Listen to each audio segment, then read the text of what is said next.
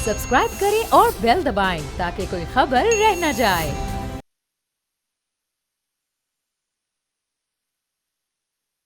मैं आपका मेज़बान समी इब्राहिम और आप देख रहे हैं प्रोग्राम तज्ज़िया। मेरे साथ स्टूडियो में हमारी को एंकर अलीना इलियास हैं और इस्लामाबाद के ब्यूरो चीफ सदीक जान हैं और उमर हयात।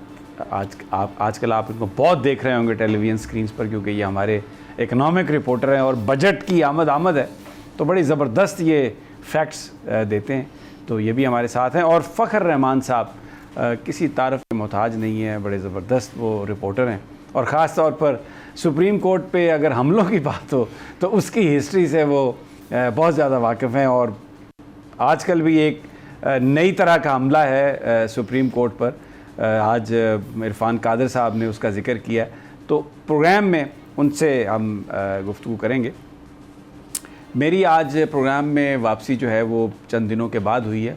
आपके ज़हनों में बड़े सवालात होंगे, तो लेकिन मैं बस यही कहूँगा कि यार ज़िंदा सोबत बाकी, इंशाल्लाह तमाम मामलात पर गुफ्तगू होगी आगे चलकर। लेकिन आज जो मामलात हैं उन पर ज़्यादा वो अहम हैं।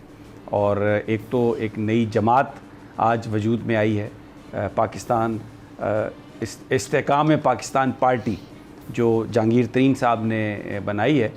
और वैसे वो नाअहल हैं, सुप्रीम कोर्ट ऑफ पाकिस्तान ने उन्हें सियासत के लिए अहल करार नहीं दिया, लेकिन उनको उम्मीद है और उनके साथ जो क्राउड है उसको भी ये उम्मीद है कि वो अहल हो जाएंगे और उसके बाद ना जाने क्या बनेंगे। लेकिन आज उन्होंने पार्टी बनाई, उसमें बहुत सारे चेहरे हमें नज़र आए, कुछ सर झुकाए बैठे थे, कुछ शर्मिंदा से, पता नहीं किस बात की उन्हें शर्मिंदगी थी। लेकिन आज उनकी जो गुफ्तगू है पहले की वो भी आपको सुनवाएंगे। अब जो वो करने जा रहे हैं, जो गोल्स उन्होंने आज तय किए, उस पर भी बात करेंगे। लेकिन सबसे बड़ा चैलेंज उनके लिए वो ये है कि क्या वो पीटीआई के वोट बैंक को तोड़ सकेंगे? क्या पीटीआई का वोटर इन लोगों पर जो अब इस्तेकाम पाकिस्तान पार्टी के नाम से सियासत करना चाह रहे हैं, इनको वोट देगा? ये बड़ा अहम सवाल है, क्योंकि इसी पर सियासत घूमेगी। और फिर इस वक्त जो पीपल्स पार्टी और नून लीग के बीच में चल रहा है, थोड़ी नर्वसनेस है, घबराहट है कि ये जो लोग आ गए हैं एक तरह से, अगर इन्होंने इंतखाब जीतना है और अगर ये आगे पॉलिटिक्स करेंगे तो फिर जरदारी साहब क्या करेंगे और मरीम नवाज़ साहबा क्या करेंगी। लेकिन जरदारी साहब की जो शख्सियत है उसकी सहर अंगेज़ी हमें आज नज़र आ रही है। थोड़ा बाग में आज़ाद कश्मीर में एक हल्के में ज़िमनी इंतखाब है, वहाँ पर पीपल्स पार्टी के जो ज़ियाउल कमर साहब वो आगे हैं। अभी अपने नुमाइंदे को हम लेंगे, सैयद आमिर अली, वो मुझे बहुत अजीब व गरीब बातें बता रहे थे, तो उनसे पूछेंगे कि ये ऐसी मैग्नेटिक अट्रैक्टिव पर्सनैलिटी अचानक आसफ़ अली जरदारी साहब की कि उन्होंने वहाँ पे मरीम नवाज़ साहबा की जो सहर अंगेज़ी है उसका बुत भी पाश कर दिया है, इसके पीछे क्या है? और ये जो इंटरनल मामलात हैं, ये आगे पीडीएम कैसे इनको हैंडल करेगी? और इसके अलावा इरफान कादर साहब ने जो आज बात कही है जजेस के हवाले से, सुपीरियर जुडिशरी के जनाब, वो नैब के कवानीन के तहत भी उनको ट्राई किया जा सकता है। तो एक तरह से जो थ्रेटनिंग टोन है उनकी जुडिशरी को, चीफ जस्टिस उमर अताब बंदयाल को, क्या वो पैगाम दे रहे हैं? तो ये सारे हमारे मौज़ूआत हैं, इस पर हम बात करेंगे। लेकिन सबसे पहले कुछ मैं आपको सुनवाना चाहता हूँ। कुछ गुफ्तगू है, छोटे छोटे हिस्से हैं। जो लोग आज इस्तेकाम पाकिस्तान पार्टी में आए हैं, इन्होंने कुछ ऐलान किए थे और उसमें ये इन्होंने कहा था कि जनाब हम तो सियासत को खैरबाद कह रहे हैं, ब्रेक ले रहे हैं, पॉलिटिक्स में आएंगे ही नहीं। लेकिन बहुत जल्द ये आ गए जहांगीर तरीन साहब के साथ। तो एक सवाल उठता है क्रेडिबिलिटी का, कि क्रेडिबिलिटी फिर क्या होगी। मैं सबसे पहले आपको अली जैदी साहब की एक गुफ्तगू सुनवाना चाहता हूँ, जिसमें वो ये कह रहे थे कि मेरे तो माथे पे आप गोली मारे तो मैं पीटीआई को छोड़ूंगा। आइए सुनते हैं ज़रा।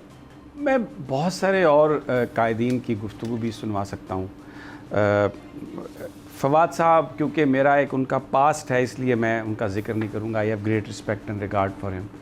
और कितने सियासतदान हैं जिन्होंने कहा जी हम तो सियासत छोड़ रहे हैं। अच्छा, सियासत में जो क्रेडिबिलिटी है वो बहुत अहम है और ये बहुत ज़रूरी है कि जो बात आप कह रहे हो, आपके एक्शंस और जो आपकी सेइंग्स हैं वो उनका आपस में वो मिलना बहुत ज़रूरी है, वो एक ही हों। लेकिन आज ये सब वहाँ पर इकट्ठे थे और वहाँ पर जो गुफ्तगू हुई, जिस तरह से वो अगर वो फुटेज या तस्वीर अगर प्रोड्यूसर साहब चला सकें तो बड़ी जल्दी इन्होंने कहा, किसी ने कहा कप ऑफ टी नहीं है मेरा, किसी ने कहा बस मैं रिटायर हो रहा हूँ मुझे पता नहीं है, लेकिन ये सारे के सारे विद इन डेज़ ये जहांगीर तरीन साहब के पास आ गए। तो इससे लगा कि वो जो बात थी कि हम सियासत में हिस्सा नहीं लेंगे वो गलत थी। तो एक क्रेडिबिलिटी गैप जो मैं समझता हूँ कि वो ज़रूर आया। अच्छा, अब हर जो जमात बनी है माजी में उसका एक मोटो रहा है, उसके कुछ थे। भुट्टो साहब ने कहा रोटी कपड़ा और मकान, फिर नवाज़ शरीफ साहब उन्होंने कहा कि वोट को इज़्ज़त दो, तहरीक इंसाफ ने कहा कि हम एहतसाब और करप्शन के ख़ात्मे के हवाले से। तो अभी जो JK-T जहांगीर खान तरीन, मैं उनका सिर्फ एक शॉट आपको सुनवाता हूँ जिसमें उनकी जो पॉलिटिक्स है वो बैंक किस पे कर रही है। उन्होंने ये कहा कि आने वाले दिनों में कुछ ऐसे लोग भी शामिल होंगे जिनके हलकों में मज़ीद अपने अपने वोट बैंक्स होंगे। तो ये बेसिकली इलेक्टेबल्स की बात कर रहे हैं। नज़रिया हमें नज़र नहीं आया आज गुफ्तगू में, वो उन्होंने कहा वो बाद में मंशूर और वो सब कुछ करेंगे, लेकिन लोग वो आएंगे जिनके हलकों में वोट हैं, इलेक्टेबल्स। तो वो ये बिलीव कर रहे हैं कि इलेक्टेबल्स की बुनियाद पर वो पॉलिटिक्स कर सकेंगे। आइए ज़रा उनकी ये गुफ्तगू सुन लेते हैं।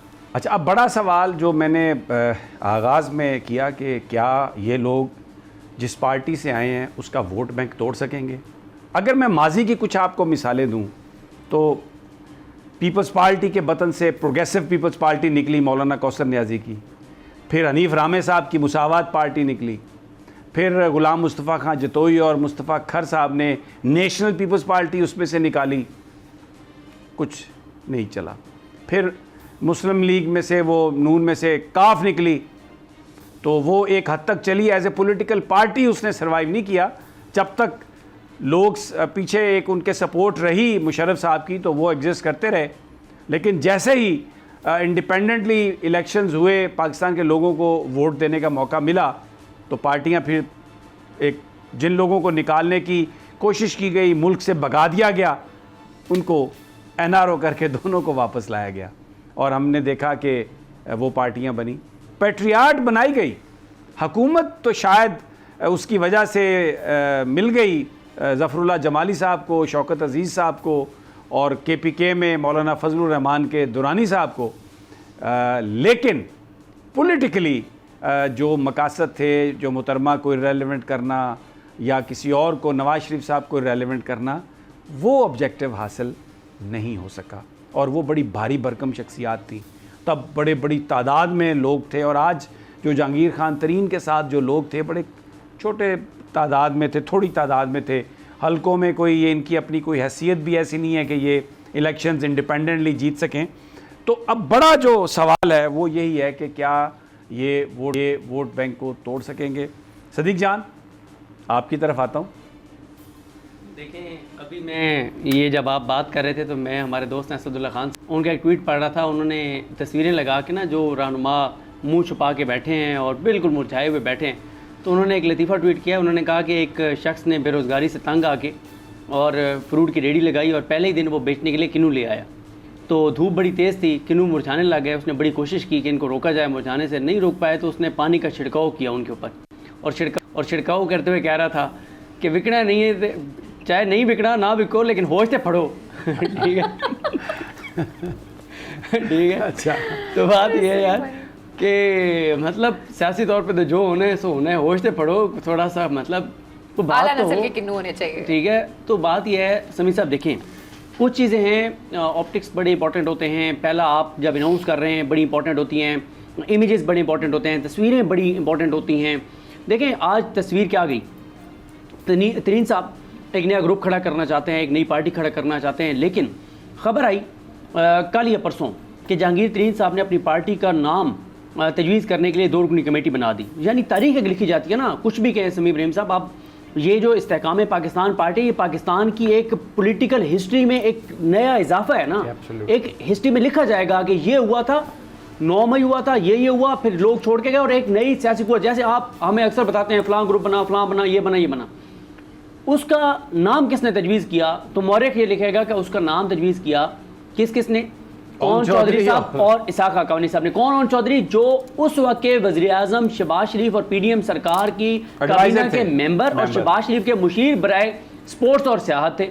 फिर प्रेस कॉन्फ्रेंस में भी वो पीछे बैठे हैं, फिर प्रेस कॉन्फ्रेंस में सामने बैठे हैं जहांगीर तरीन साहब, जिनके टिकटों से, जिनके दस्तखत से टिकट ही जारी नहीं हो सकता। आपको पता है नवाज शरीफ साहब के नायल है, हाँ, दस्तखतों से टिकट जारी हुए थे और वो फिर आज़ाद सेनेटर मुंतखब हुए थे, पार्टी के उसके ऊपर नहीं हो सके थे।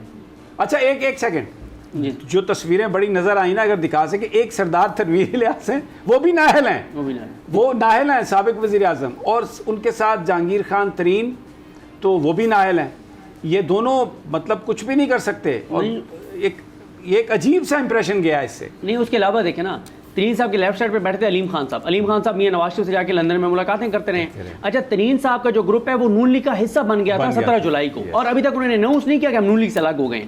ठीक है, अच्छा, फिर उसके बाद कौन बैठे थे? आमिर कानी साहब, वो सियासी तौर पर उनकी क्या वो है, वो सबके सामने है। इमरान इस्माइल साहब, उनका कोई हल्का नहीं है। फिर आप देखें कि फवाद चौधरी साहब की जगह स्टेज पर थी, वो स्टेज पर नहीं बैठे। फिर एक और चीज़, आपके एक दोस्त हैं जो अक्सर बताते हैं कि क्या वो पता नहीं, एक आपने ट्वीट भी किया था, बहरहाल नाम मैं उनका नहीं लेता, उन्होंने एक ट्वीट किया कि 302 लोग जो है ना वो खैरबाद गाए गए हैं तहरीक इंसाफ को। आज वो 302 लोग कहाँ पे थे? उस हाल में टोटल मिला के और कोई 100 से ज़्यादा मीडिया के लोग थे और बाकी 15-20 वो लोग थे जिन्होंने आज ग्रुप जो है वो अनाउंस किया है। तो देखें, फिर उसके बाद अगर समी साहब, पंजाब की सियासत आप बहुत बेहतर जानते हैं, कोई KPK का आदमी नहीं था, सिंध के सिर्फ इमरान इस्माइल साहब थे और अली ज़ैदी साहब थे, और सेंट्रल पंजाब का भी हमें कोई बंदा वहाँ पे नज़र नहीं आया। सिर्फ वो सराइकी के चंद लोग थे, या वो लोग जिनके आपने नाम ले लिए हैं जो अपने हलकों में नहीं जीत सकते। देखें समी साहब, एक और चीज़ ये है कि ये जितने भी लोग बैठे थे उनकी सियासी तौर पे तो सबके सामने सूरत हाल, मसला ये है कि कोई भी उतना बड़ा नाम जो एक्सपेक्ट किया जा रहा था कि कोई बहुत बड़े इलेक्टेबल्स वो भी इसमें नहीं थे। और फिर देखें, जिसने भी पंजाब में सियासत करनी है उसको एंटी PDM एंटी PMLN सियासत करनी पड़ेगी। और फिर रही से कसर उस वक्त निकली जब नोमान लंगड़ियाल साहब, वो भी आपको पता है नून लीग के टिकट पे जीते थे, तो कह रहे हैं कि हम नून लीग के साथ सीट एडजस्टमेंट करेंगे। अच्छा, अता तारड़ साहब की एक स्टेटमेंट है कि एक्सलेंट वर्किंग रिलेशनशिप है हमारी उनके साथ, जहांगीर खान तरीन के साथ। तो फिर एक नई जमात जो है वो किस तरीके से वो उस वोट बैंक को क्लेम कर लेगी, अपनी तरफ ले आएगी, जो पीपल्स पार्टी से तंग है, जो नून लीग से तंग है। तो सियासी तौर पर ये जो ग्रुप बना है, फ़खर रहमान, आप मुझे बताइए कि ये वो जो वोट बैंक चाहिए ये ले सकेगा वो? बहुत शुक्रिया समी, आप इस प्रोग्राम की जान हैं, वेलकम बैक। और यकीनन मेरी तरह आपके करोड़ों चाहने वाले भी खुश हो रहे होंगे। Thank you. देखें, ये जो फोर्स्ड मैरिजेस, फोर्स्ड डाइवोर्सेस, यानी कि जबरी सियासी बंधन और जबरी सियासी अलहदगियाँ, ये अगर आप देखें तो आपको लग रहा होगा आज के जो सीन थे जब ये नई पार्टी इसका ऐलान किया जा रहा था, तो ऐसा ही लग रहा था कि किसी की रज़ा शामिल नहीं थी, सर झुके हुए थे और वो कह रहे थे कि मेरी मर्जी इसमें शामिल नहीं है, मैं बस आप समझ लें। लेकिन इसमें फ़खर एक बात तो मुझे इजाज़त दें यहाँ पर ये बात कहने की कि ये बड़े समझदार लोग हैं, इनका अपना भरपूर कैरियर है, इंडिपेंडेंटली ये अपना डिसीजन ले रहे हैं। अगर आज इनकी एक तस्वीर यूँ माथे पर हाथ रख के है तो 2 तस्वीरें और हैं जिनमें बड़े कहके लग रहे हैं। तो मुझे नहीं लगता कि ये किसी ने इनको ज़बरदस्ती कहा है कि आप जाएं। भले ये कह सकते हैं कि हमें कोई इस तरह का कोई ये देखें, ये आप देखें तस्वीर, मुझे बताइए इसमें कहाँ कोई ज़बरदस्ती की शादी लग रही है। ये तो बड़े प्यार और मोहब्बत की शादी है, सिर्फ अपनी फ्रंट पे आने की बजाय साइड पे बैठे हैं क्योंकि अभी सफ़र का शायद शुरुआत है, आगाज़ है। आप ये कह रहे हैं कि है लव मैरिज, लेकिन तासुर ये दे रहे हैं कि ज़बरदस्ती की शादी, ताकि मोहल्ले में इज्जत बरकरार रहे कि लव जो है ना वो अच्छा उसकी बात खुले ना। अच्छा सभी, मैं आपसे ये और वो तो शायद लाइटर नोट पे था, लेकिन मुझे सदीक जान भी गाइड कर सकते हैं, आप भी कर सकते हैं। ये जो नई जमात बनी है तो इनके पास वे फॉरवर्ड क्या है, इनकी फॉलोइंग कितनी है, और अभी भी बड़े लोग ये बातें करते हैं कि इलेक्शंस के ऊपर क्वेश्चन मार्क है। फिर जैसे आपने भी कहा कि ये जो 13 जमातें जो थी जिन्होंने आज पूरी कौम के सामने ये तस्लीम कर लिया कि माशी तौर पर हमने अपनी कोई इम्प्रूवमेंट नहीं दिखाई, बल्कि मईशत जो थी वो डूब गई, और हम इसको तस्लीम करते हैं। एक चीज़ और भी तस्लीम की है, एक सेकंड, ये उमर हयात के पास में जाऊंगा। पाकिस्तान में गधों की तादाद में इजाफा हुआ है, ये मैं बता दूं आपको। वी हैव गेन्ड, और ये इकोनॉमिक सर्वे ऑफ पाकिस्तान में ये है कि खोते वध गए ने पाकिस्तान। ये अभी ये उमर से पूछूंगा, मैं पूरा फिगर बताएगा। नहीं, पहले पूछ लें। अच्छा उमर, खोते वध गए हैं ना पाकिस्तान में, और ये भी बताए ना घोड़े और वो सारे, और घोड़े खच्चर उनकी तादाद में इजाफा नहीं हुआ, खोतों की तादाद में इजाफा कम हुए हैं। तो भाई ये तो एक एजाज तो है ना हमारा। समी साहब, जो खोतों की तादाद है यानी गधों की तादाद, खोता कह के वो न माइंड करते, खोता माइंड ना करते, स्क्रीन से हटाते फिलहाल। अच्छा, तो गधे माइंड ना करते। हाँ। तो गधों की तादाद में जो है वो 1 लाख का इजाफा हुआ है। 57 अच्छा, लाख ये गिनती में गलती हुई है, मैं आपको बता रहा हूँ, ये 1 सिफर कम हुआ है, ये बता रहा हूँ। अब ये मुझे नहीं पता कि सिफर कम हुआ है, बाकी कहाँ चले गए। लेकिन ये है कि जो लेकिन इसके साथ साथ एक और हौसला अफजा बात है कि वो ये है कि जो मवेशियों की तादाद है उनमें 21 लाख का इजाफा भी हुआ है ओवरऑल अगर देखा जाए। लेकिन ये हर साल तकरीबन, हर बात में पॉजिटिव बात निकालना तो उमर आपसे कुछ सीखे। You know that's why I requested you कि please come and join us in this program. आप माशाल्लाह आपकी सलाहियतें, जी कंटिन्यू प्लीज। सर, पॉजिटिविटी जो है इंसान को बहुत आगे तक लेके जाती है। That's true. तो इंसान को हर पल पॉजिटिव रहना चाहिए। हर साल गधों की तादाद में इजाफा होता है, और पिछले साल भी हुआ था, उससे पिछले साल भी हमने रिपोर्ट किया यही, और फिगर 1 लाख का ही आता है। यार 2 साल मजे की बात ये है, बात सुने, 2 साल पहले खोतों की तादाद में कमी हो गई थी, इसलिए कि बहुत सारे रेस्टोरेंट्स पर छापे पड़े थे, वहाँ पर खोतों का गोश्त मिल रहा था। तो ये आप, और उसमें लोगों ने मटन खाना बंद कर दिया था। बिल्कुल। मैं आपको बताऊं, मैं, मेरे दोस्त राना ताहिर साहब, हम एक ये मैं कोरोना के दिनों की बात कर रहा हूँ, एक बड़ा टॉप रिप्यूटेड रेस्टोरेंट है, वहाँ पर हम गए। तो वो जो रात का वक्त था, तो हमने वेटर से पूछा कि यार अगर गोश्त ठीक है तो आप हमें खिला दें। तो उसने हमसे कहा, सर जी आप चिकन ही खा लें, बेहतर यही होगा। तो तब खोतों की तादाद कम हो रही थी। फिर आप खोते कह रहे।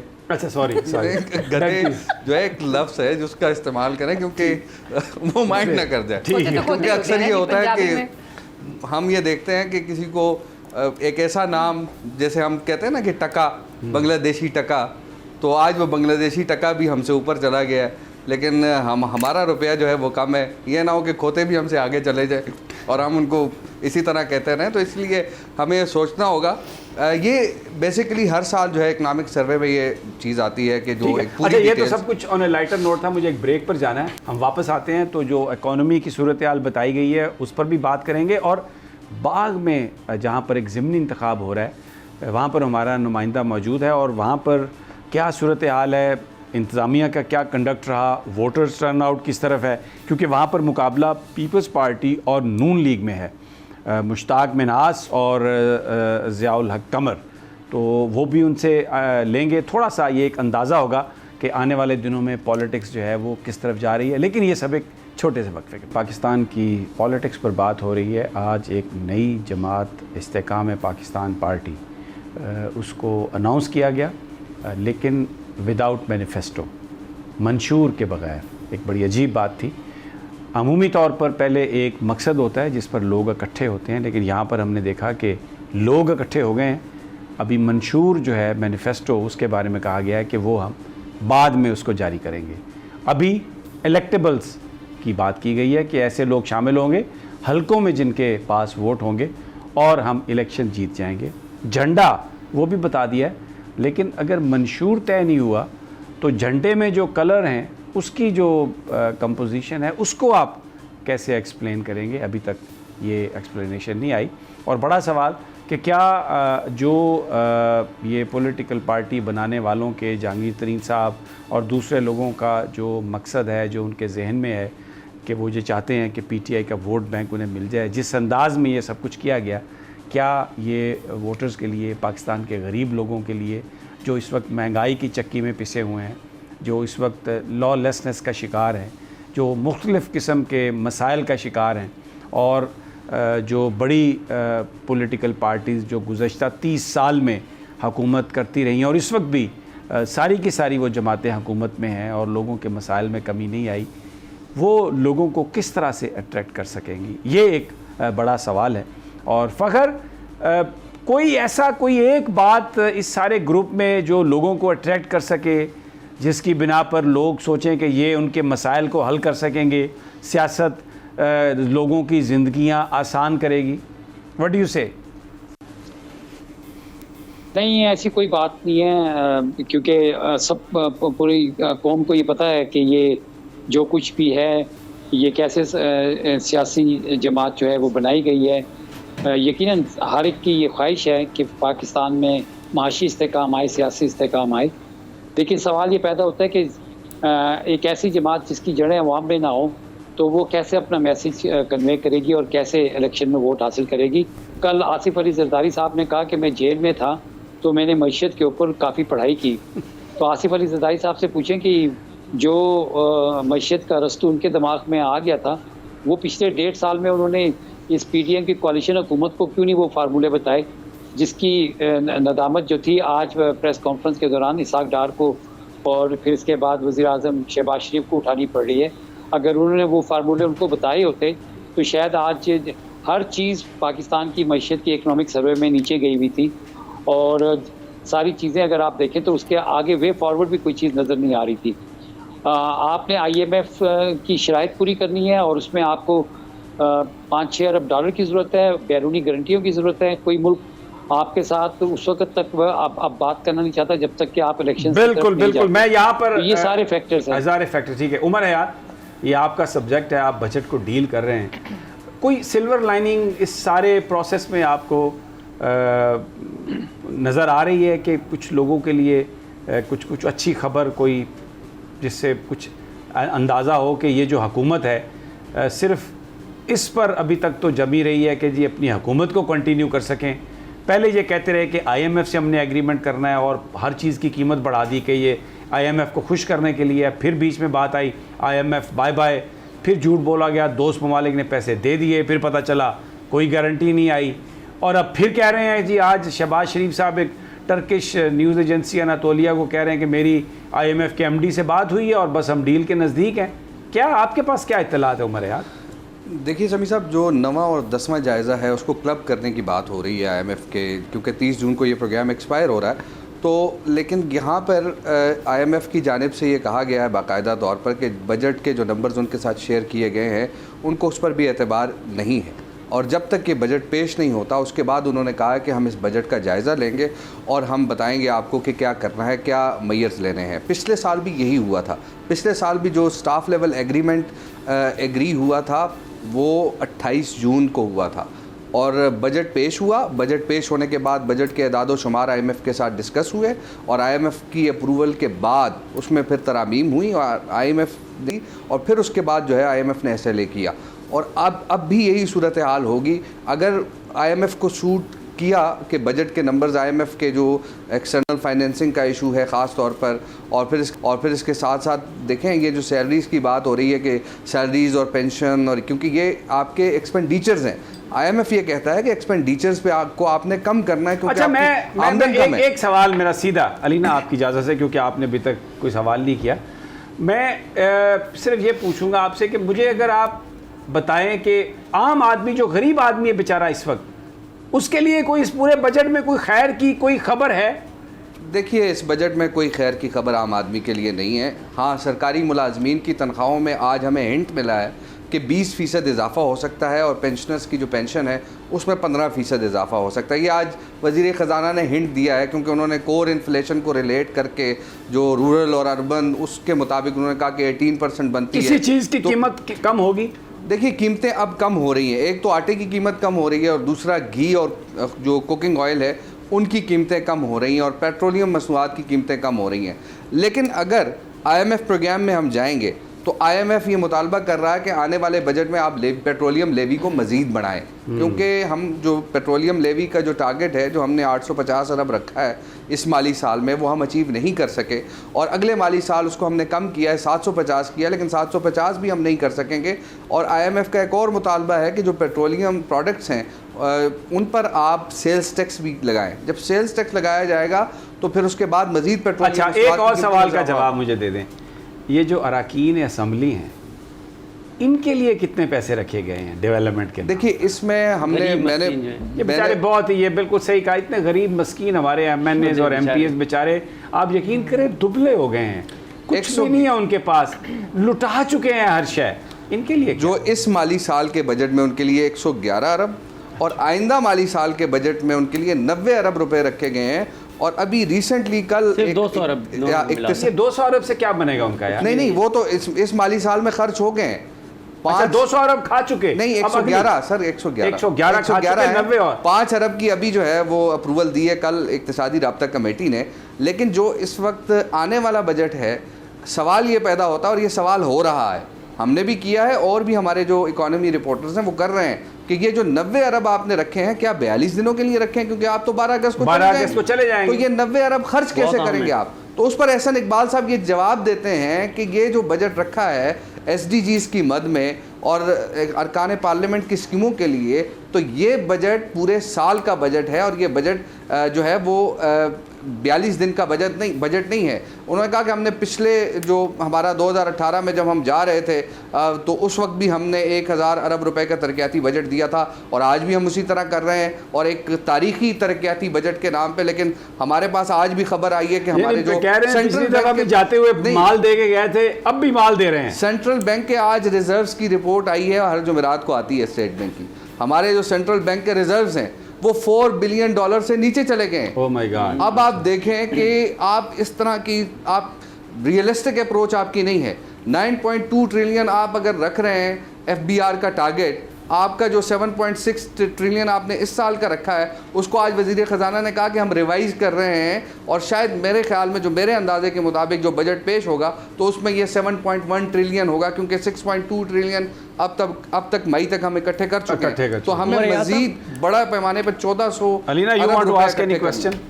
सर, मैं तो इस्तेकाम पाकिस्तान से भी बाहर नहीं निकली हूँ। मेरा तो बस यही सवाल था कि इस्तेकाम पाकिस्तान वाले तो आ गए हैं, लेकिन जो बाकी सारी पॉलिटिकल पार्टीज हैं उनके इस्तेकाम का क्या बनेगा? मैंने सुना है वो बड़ी डर रही हैं इन सारों से, कोई सूखा किन्नू और व्हाटएवर, वो तो मैं नहीं बोल सकती, लेकिन कुछ ऐसे हालात नहीं, वो सिर्फ एक ही चीज़ से डरी हुई है कि फिरदौस आशिक अमान साहब हमारी तरफ ना आ जाए, सिर्फ इस बात से। तो फिरदौस आशिक अमान साहब तो बैठी हुई थी। नहीं, वो डरी आ जाए, वो लेकिन वो आज थोड़ा सा उन्होंने सुख का सांस लिया होगा कि अल्हम्दुलिल्लाह वो उधर चली गई, क्योंकि बहुत परेशान थे सारे कि हमारी तरफ ना आ जाएं। सब जो है ना वो मुसलसल उन्होंने नजर रखी हुई थी अपने अपने दफ्तरों के CCTV कैमरों पर कि कहीं। समी साहब, आप पूछ रहे थे जी, आप पूछ रहे थे कि क्या ऐसी चीज़ है कि जो इस पार्टी में है, तो इस पार्टी में नेक्स्ट स्टॉप टू अडियाला, तो वो एक नया तराना बनेगा इस्तेकाम पाकिस्तान पार्टी का, और वो इमरान इस्माइल। अच्छा, बाग से हमारे नुमाइंदे हमारे साथ हैं, सैयद आमिर अली शाह साहब। आमिर, वालेकुम अस्सलाम। आमिर, क्या सूरत हाल है? अभी इलेक्शन कौन जीत रहा है, सबसे पहले तो ये बताइए। सर, इलेक्शन तो तकरीबन जो पोलिंग का अमल है वो मुकम्मल हो चुका है, रिजल्ट भी आने शुरू हो गए हैं। कंट्रोल रूम के बाहर इस वक्त मौजूद हूँ, और कंट्रोल रूम के अंदर जो जितने भी सहाफ़ी हैं उनको रसाई नहीं दी गई।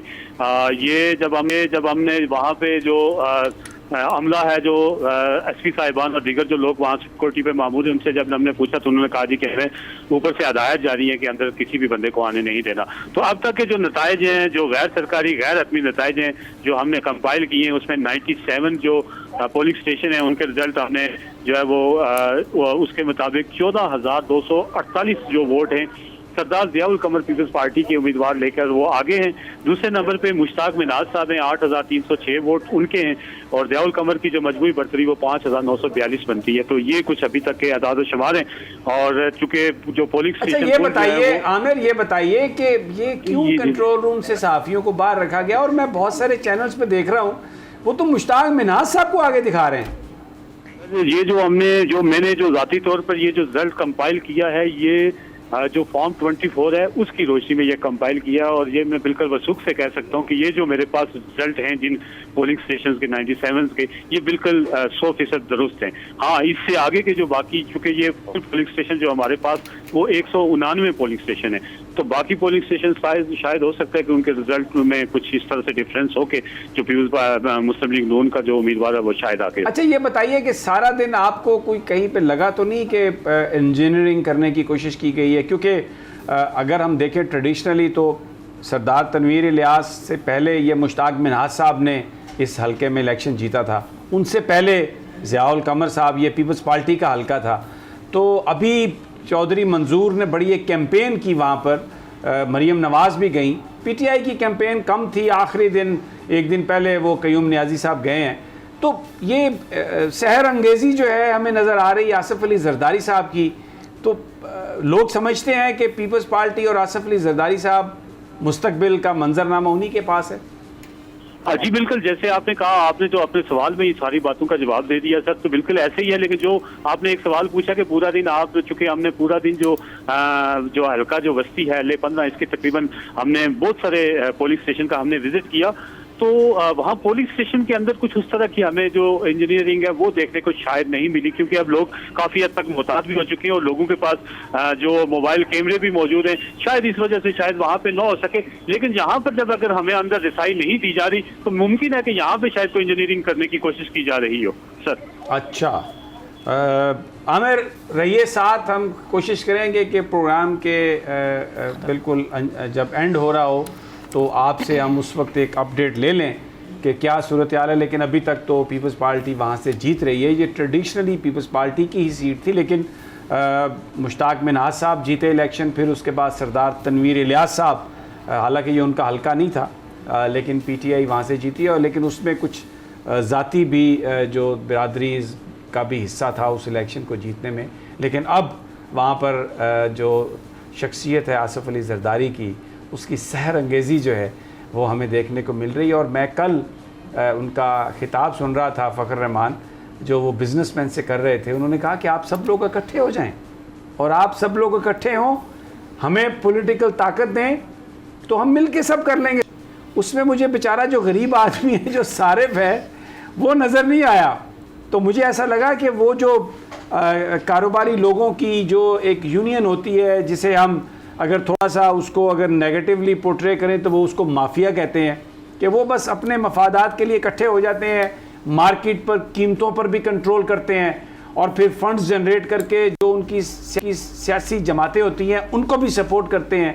तो आसिफ अली जरदारी साहब कह रहे थे कि हमारे साथ मिलो, हम आपका पॉलिटिकल विंग, और मिलकर आप सब काम करो, तो परवाही कोई नहीं है। फ़खर जी जी बिल्कुल, वो तो आपने देखा होगा, पता नहीं $100 अरब की बात कर रहे थे, और पता नहीं कौन से ख्वाब जो थे वो कह रहे थे बाहर किसी को बुलाने की क्या जरूरत है, मिलकर ही खाते। और फिर वो ये भी कहते हैं जब मैं चाहूंगा तो इलेक्शन होंगे, मैं हूं आईने पाकिस्तान। जी जी जी, यही तो मैं आपसे कह रहा हूँ ना कि वो इसहाक डार साहब ने आज अपनी प्रेस कॉन्फ्रेंस में साजिश का लफ्ज़ इस्तेमाल किया, तो शायद फिर पीपल्स पार्टी ने साजिश की शहबाज शरीफ के खिलाफ कि 14 महीने के बाद, 15 महीने के बाद उनको जो है ना मईशत कैसे ठीक हो सकती है, कैसे सुधर सकती है, और वो अपनी एक्सपर्टीज़ जो थे वो बिजनेस मैन को पेश कर रहे थे।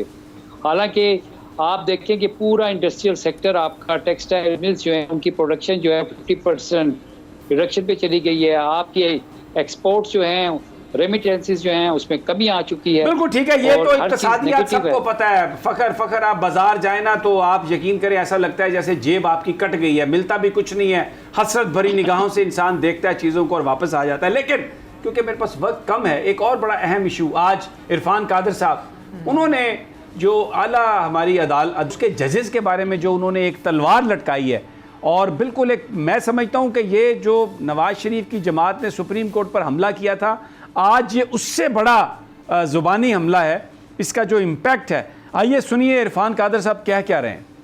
ये तो सदीक जान, ये तो कह रहे हैं इरफान कादर साहब कि नज़ीर भट्ट साहब जब चाहें आपको बुला लें किसी जज को, जो नैब के चेयरमैन हैं, वो तो कह रहे हैं कि ये क्रिमिनल जो हैं ये तो सारा उनके पास भी जाएगा। ये तो इतना बड़ा जुडिशरी पर हमला, इंडिपेंडेंस ऑफ जुडिशरी पर एग्जेक्टिव ने इससे पहले नहीं कभी किया।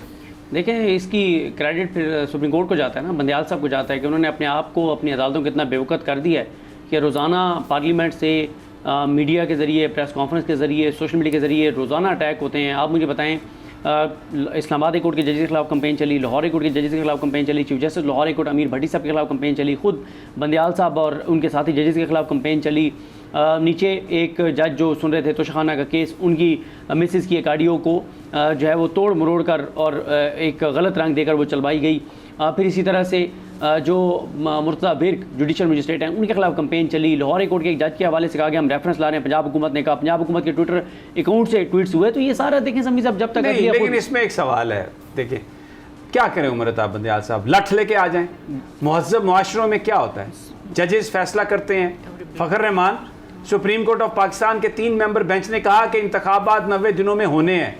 14 मई को इंतखाबात तारीख दे दी गई, अब वो नहीं कराए तो उसके बाद आपने देखा कि वो पूरा क्राउड लेके मौलाना फजलुर रहमान सुप्रीम कोर्ट के सामने आ गया। वहाँ पर जो पुलिस थी वो बजाय इसके कि जजेस को बचाती, वो तो ये खड़ी थी कि जनाब ये लोग अंदर जाएं। और वो जो आपने 96-97 में जो अपनी आंखों से मनाजर देखे थे वो ताज़ा हो जाए। जजेस को नंगी गालियाँ दी हैं वहाँ पर इन लोगों ने। तो अब सुप्रीम कोर्ट का चीफ जज या वो जो 2, 3, 4 जजेस हैं, सवाए फैसला लिखने के वो क्या कर सकते हैं? उसको जो फोर्स करना है। आपको याद है कि सजाद अली शाह साहब ने तब जनरल जहांगीर करामत को ख़त लिखा था, तो जनरल जहांगीर करामत साहब ने वो ख़त सेक्रेटरी डिफेंस को भेजा और वो खुद सो गए। तो उसके बाद जो इन्होंने किया, तो अभी मुझे बताएं जजेस क्या करें? बिल्कुल आप सही कह रहे हैं।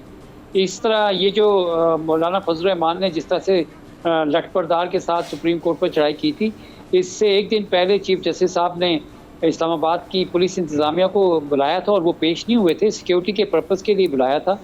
तो ये बात आपकी बिल्कुल दुरुस्त है।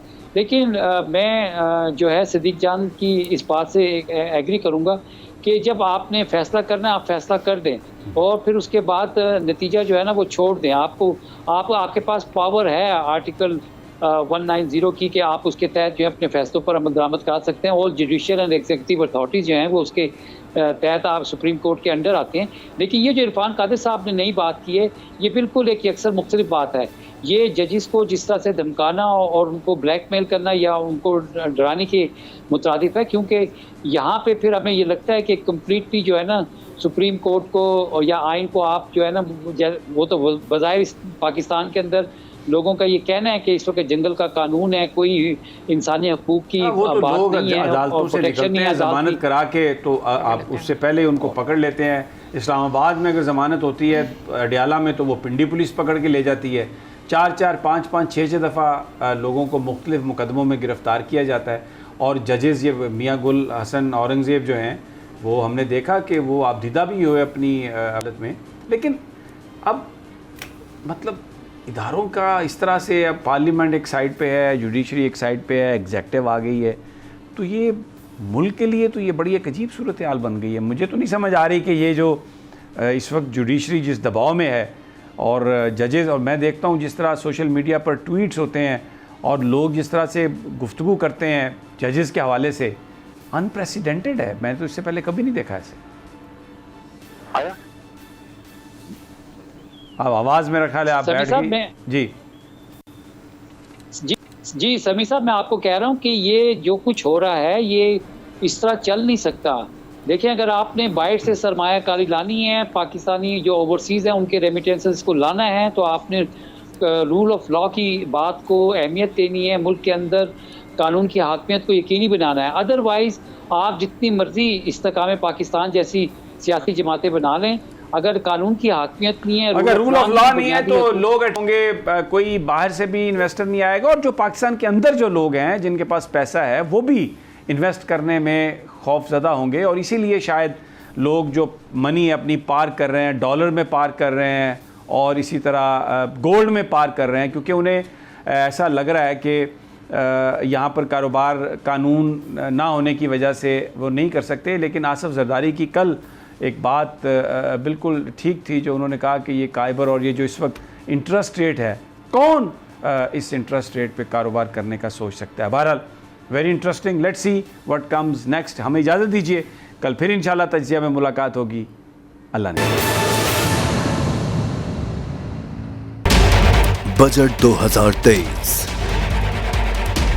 वादों से इरादों तक का सफर और इससे जुड़ी अवाम की नई उम्मीदें। सरकारी मुलाजिम, मजदूर या हो कारोबारी, टिकटिकी बांधे सबकी नजर है इस साल के बजट पर।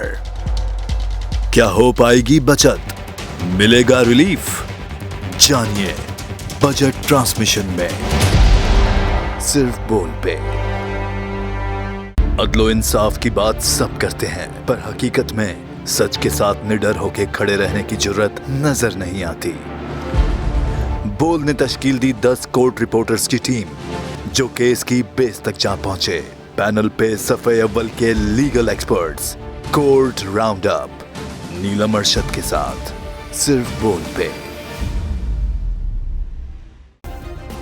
सब्सक्राइब करें और बेल दबाएं ताकि कोई खबर रह न जाए।